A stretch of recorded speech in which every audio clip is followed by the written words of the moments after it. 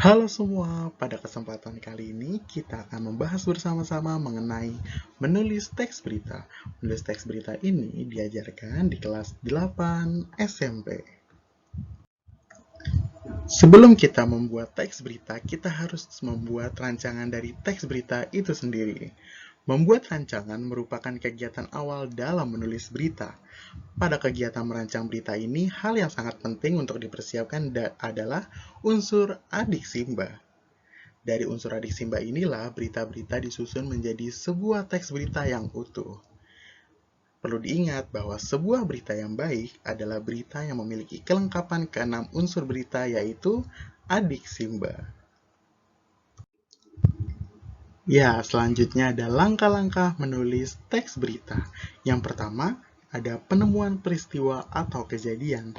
Isi berita yang kita tulis harus berkaitan dengan peristiwa-peristiwa aktual, seperti peristiwa yang muncul di tengah-tengah masyarakat, seperti perampokan, bencana alam, kebakaran, dan kejadian mendadak lainnya, termasuk berita membanggakan dan juga memotivasi.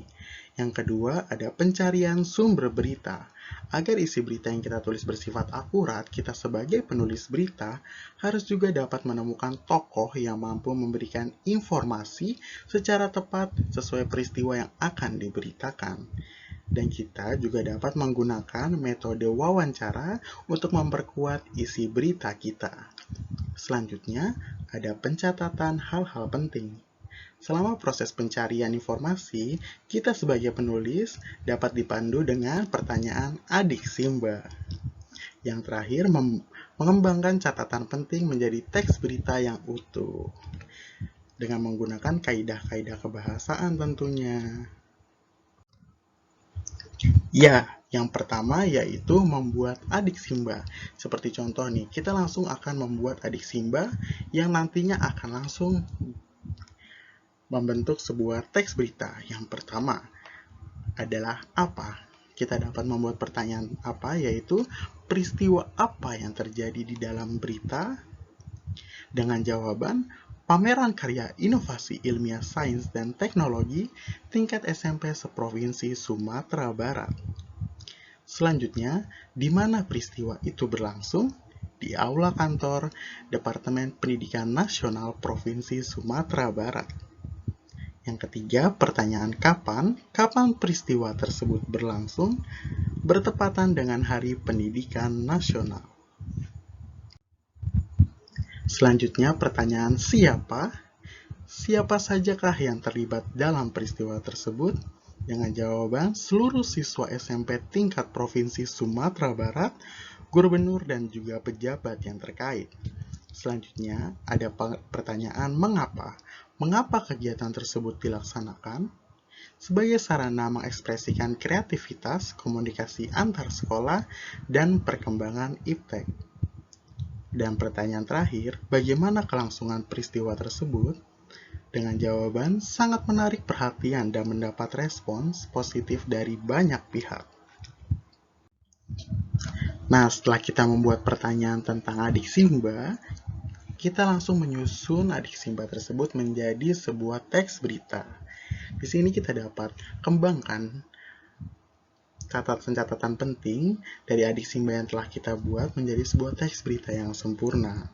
Di sini dapat dilihat dengan warna-warna yang sudah ditentukan, dan di dalam teks berita di sini pun sudah ada jawaban-jawaban dari adik simba itu. Di sini dari pertanyaan apa ada di paragraf 1 atau di bagian kepala. Lalu di mana dengan warna hijau ada di paragraf 1 juga. Selanjutnya warna biru atau pertanyaan kapan di momen Hardiknas. Ini dapat kita buat menjadi sebuah kalimat atau sebuah kata yang jelas dan padat yang mudah dipahami oleh masyarakat. Selanjutnya, siapa dengan warna ungu. Nah, dari pertanyaan siapa ini pun bisa kita buat lagi kalimat yang lebih lebar dan dapat dipahami oleh pembacanya nanti. Selanjutnya dengan warna coklat, pertanyaan mengapa. Di sini pun ada di paragraf kedua. Selanjutnya, warna kuning dengan pertanyaan bagaimana ada di paragraf 1. Nah, setelah kita membuat dan menyusun teks berita dari adiksi yang telah kita buat, kita akan tentukan bagian kepala dan bagian-bagian struktur berita lainnya. Ya, di sini. Setelah kita membuat judul atau topik yang memang benar-benar menarik perhatian, kita harus menentukan kepala berita, tubuh berita, maupun ekor berita itu sendiri. Sesuai dengan pembelajaran minggu lalu, kita sudah memahami tentang struktur teks berita. Disinilah yang harus kita buat tentunya dalam menulis teks berita. Harus ada judul, harus ada kepala berita, harus ada tubuh berita, dan juga harus ada ekor berita. Nah, setelah kita mempelajari bagaimana menyusun dan juga menulis teks berita, kita juga harus mempelajari tentang penyuntingan berita.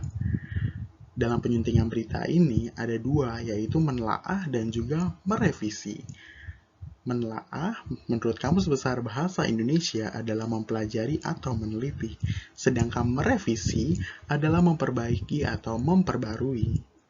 Berarti menelaah dan merevisi teks adalah kegiatan mempelajari atau meneliti kesalahan dan kekurangan teks dan terampil memperbaiki atau memperbarui teks tersebut menjadi teks yang lebih sempurna.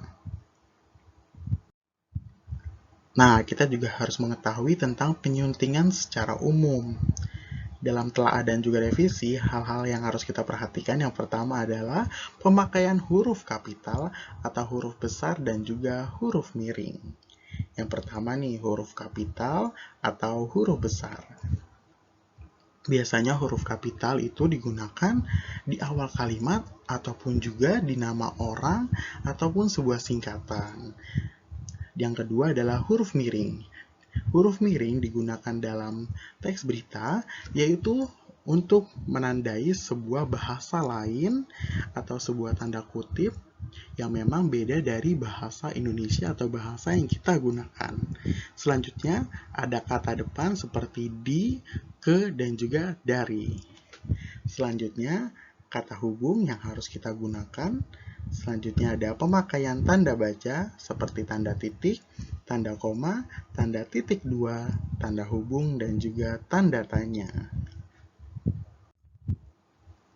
Nah, kita juga harus mengetahui langkah-langkah merevisi teks berita. Yang pertama ada membaca teks. Sebelum kita melakukan kegiatan menelaah dan juga merevisi, kita harus membaca dengan sesama teks secara keseluruhan beberapa kali untuk mengetahui kesalahan dan juga kekurangan teks. Setelah kita membaca teks, kita juga harus tahu kesalahan-kesalahan yang ada dengan cara mencari kesalahan tersebut.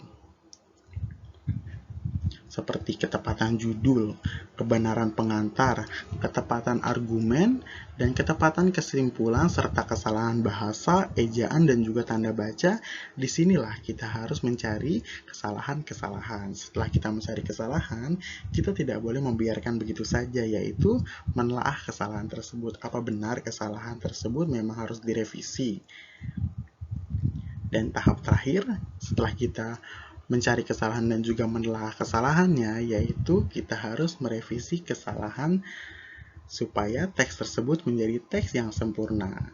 Kesalahan dan kekurangan yang telah kita telah ini, kita harus memperbaiki dan juga memperbarui teks tersebut dengan menuliskannya kembali sehingga menjadi teks yang lebih baik dan dapat diterima di masyarakat.